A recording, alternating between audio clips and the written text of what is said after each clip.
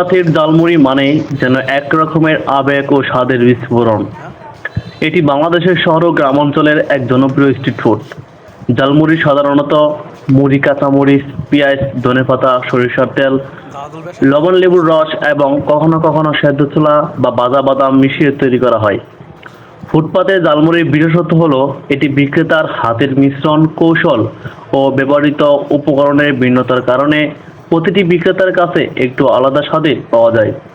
অনেকেই ফুটপাতের এই ঝালমুড়িকে বিকেলের নাস্তা বা হালকা খিদে আচ্ছা। মেটানোর জন্য পছন্দ করেন।